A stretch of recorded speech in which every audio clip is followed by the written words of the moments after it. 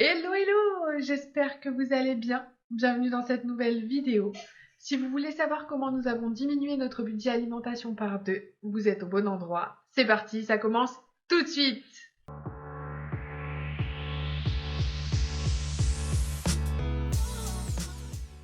Je vais vous donner 3 astuces. La première, c'est de faire ses comptes correctement. Pour ce faire, j'utilise un fichier Google Sheets que je vous présente tout de suite. Alors voilà comment se présente le fichier.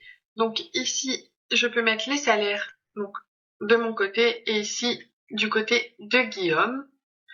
Ensuite, j'ai les dépenses fixes, tout ce qui est assurance auto, loyer, électricité, le téléphone, internet, etc. En dessous, j'ai les dettes, si jamais on en a. Si on n'en a pas, tant mieux. Et en dessous, les économies mensuelles qu'on souhaite faire et le montant qu'on est prêt à mettre par mois. Donc voilà, et ça nous fait un total restant commun ici. Donc on va le remplir ensemble. Alors je vais mettre des montants vraiment au hasard, hein, juste pour vous montrer. Donc là par exemple 1200. On va mettre 1200 ici aussi. Cotisation bancaire, je sais pas, on va mettre 5 €. Assurance auto 70. Loyer 700. Électricité 100. C'est vraiment au hasard, hein.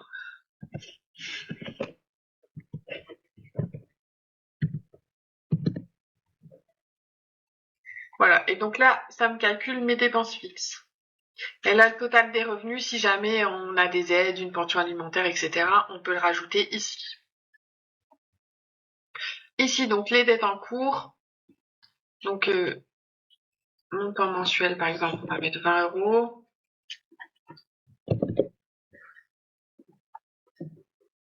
Alors, à chaque fois, vous voyez, il y a une colonne date. En fait, c'est hyper important de la remplir, cette colonne, parce que si, par exemple, votre salaire arrive, je sais pas, il arrive le 5 du mois. Et qu'ici, par exemple, votre loyer est payé le 30 du mois. Bah, il faut le prévoir, en fait, dans vos dépenses. Savoir qu'il y a encore le loyer qui va partir à la fin du mois. Donc, c'est hyper important de noter les dates pour pas avoir de mauvaises surprises. Ici, pour les dates, du coup, j'ai une colonne date de fin. Ça permet d'avoir un repère quand on fera nos comptes les mois suivants. Si, par exemple, là, ça s'arrête en avril, et ben, au moins, je sais que je dois pas le répertorier au mois prochain. Voilà, et les économies mensuelles, par exemple, objectif changer de voiture, bah j'aimerais bien mettre 50 € par mois. Voilà, et j'ai déjà économisé là par exemple 150. Et donc j'ai mon salaire là par exemple le 5 du mois, donc j'aimerais bien que ça parte le 5 du mois directement. Je fais un virement pour le mettre de côté tout de suite. Donc voilà, ici pareil, je sais pas, vacances. Pareil, montant mensuel 50 et un mètre pareil. Voilà. Ici, ça fait un total du salaire, moins les dettes, moins les dépenses, moins les économies. Et ici, ça nous fait notre total restant commun à tous les deux. On sait qu'il nous reste 1228 €. C'est vraiment un exemple, hein, c'est pas la réalité. On sait qu'il nous reste ça, bah, pour tout le reste. Tout ce qui va être essence, alimentaire, les frais de médecin, etc. Alors avant, je fonctionnais avec un système d'enveloppe, sauf que j'ai jamais aimé avoir de l'argent liquide, donc c'était des enveloppes virtuelles. Donc je les répertoriais ici. Donc là, par exemple, pour les enveloppes, ben voilà. Cette alimentation, sur les 1228, ben voilà, je pense qu'on a 500 € d'alimentation. J'en mets 500 juste pour l'alimentation.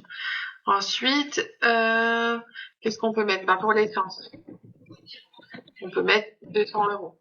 Voilà, en fait, ici, je viens répartir les 1228 €. La santé.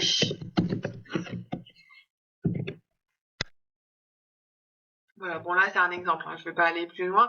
Et à la fin du mois, voilà, si par exemple, j'avais prévu 500 € d'alimentation, qu'à la fin du mois, il m'en reste 20, et ben les 20 € qui me restent à la fin du mois, je les mets de côté. ça va en plus pour mon épargne, pour mes vacances ou pour ma voiture. Enfin voilà, ça va en plus de côté. Voilà pour les enveloppes, donc ça c'est pas du tout obligatoire pour l'instant. Moi je vous avoue que je le fais plus, mais il faudrait peut-être que je m'y remette parce que c'était très intéressant. Ça permettait d'économiser parfois davantage. Donc voilà le fichier que j'utilise pour les comptes. Et j'ai aussi une catégorie épargne dans ce fichier. Donc c'est annuel. Donc ici j'ai mis tous les mois de l'année. Et ici je viens noter surtout si on a des grosses dépenses qui sont prévues, par exemple des régules. C'est que par exemple en octobre on a un régule des charges de loyer. Voilà. Du coup pour pallier à cette régule, je sais par exemple, admettons l'année dernière on en avait pour 100 € de régule. Bah, mensuellement, je sais pas, je vais mettre 10 € en plus de côté. Comme ça, je sais que quand je vais avoir cette régule de charge, je vais pas... Enfin, c'était prévu dans mon budget. Au final, je vais pas avoir de mauvaises surprises. Donc voilà, je viens noter en gros ici toutes les grosses dépenses qu'on pourrait avoir, par exemple juillet-août, ben, j'aimerais bien mettre de côté pour les vacances. Hop, je viens noter vacances en juillet par exemple.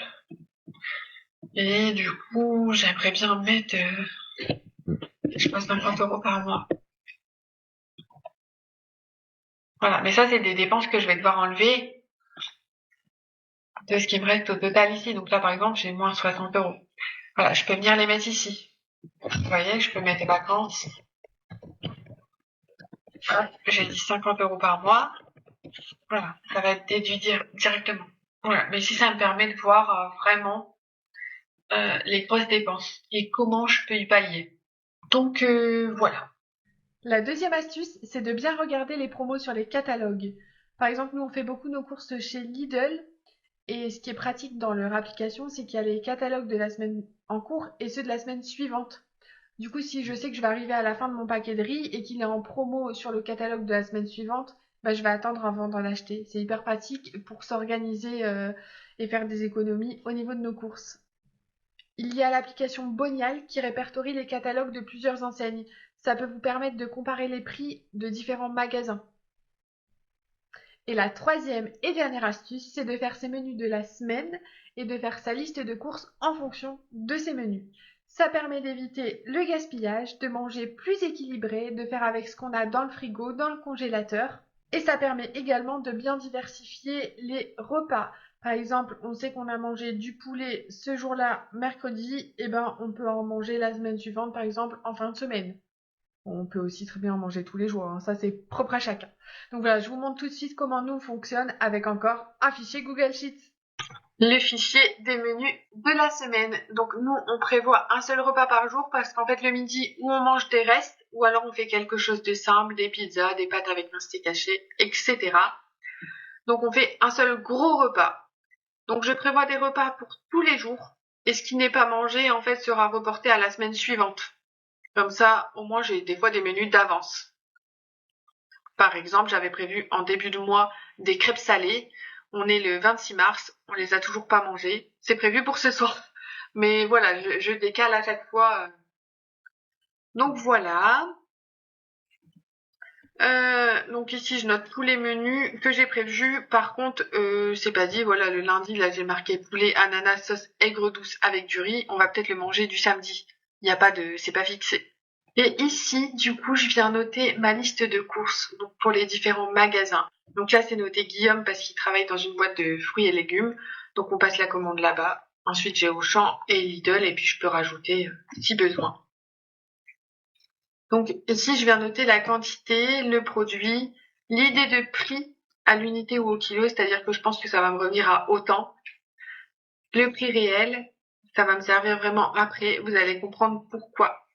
Et ici, c'est des calculs qui se font en automatique. Alors, je vous montre. Si, par exemple, il me faut 2 kilos de bananes. Je pense que le kilo de banane va me revenir, je sais pas, à 50 centimes. Je mets vraiment au hasard. Hein. Voilà. ici, du coup, ça va me calculer que pour 2 kilos de bananes, je pense que ça va me revenir à 1 euro. Voilà. Et ici, ça me calcule le prix total. Donc, du coup, je pense que ça va me revenir à autant sur toute ma commande. C'est-à-dire que là, si je rajoute, je sais pas, il me faut 3 kilos de fraises. Ah, je sais pas, 6 euros le kilo.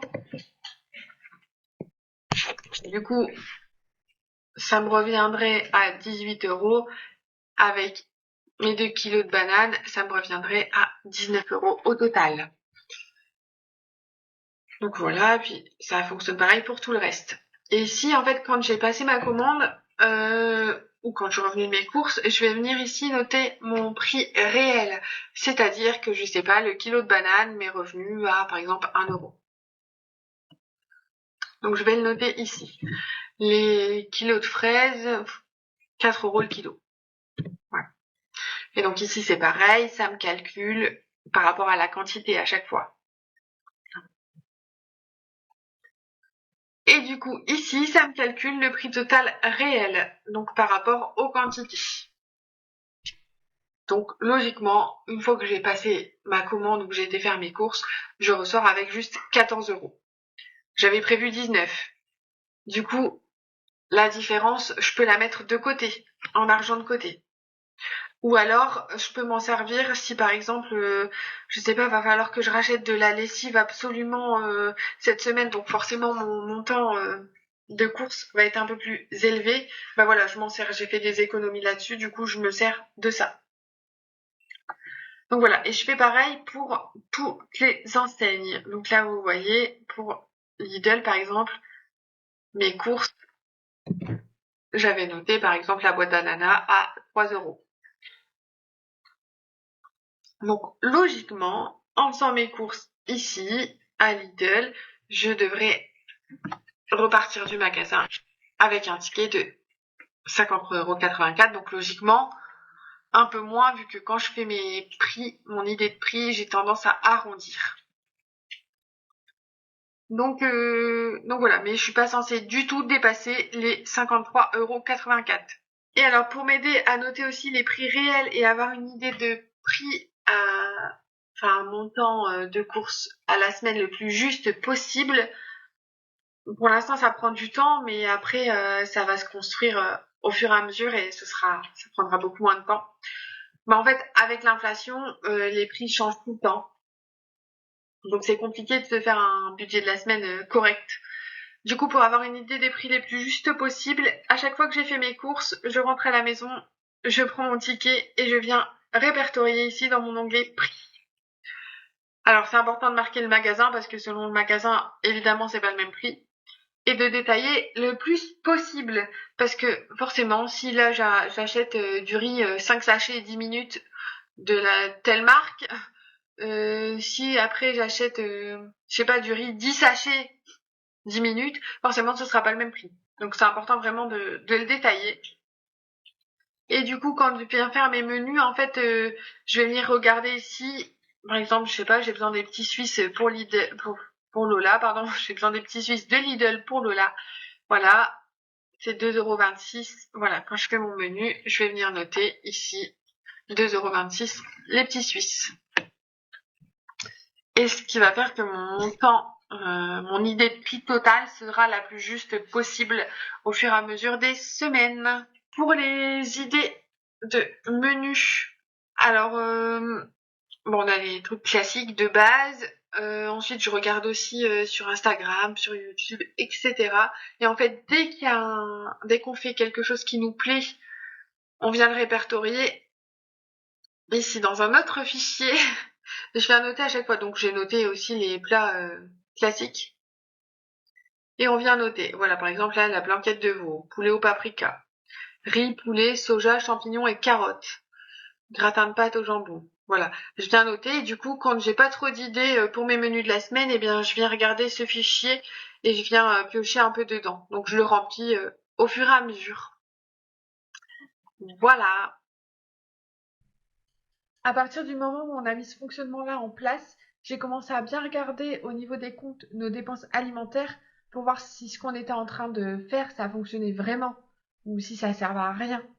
Et au final, je vous montre la différence, mais c'est hallucinant. Du coup, j'ai comparé janvier, février et mars. Alors, on n'avait pas de budget alimentation du tout. On dépensait comme ça, voilà, on allait faire des courses et on faisait pas attention, vraiment. Donc, je vous montre tout de suite. Alors, en janvier, on a dépensé au total 958,65 € d'alimentation. Juste l'alimentation.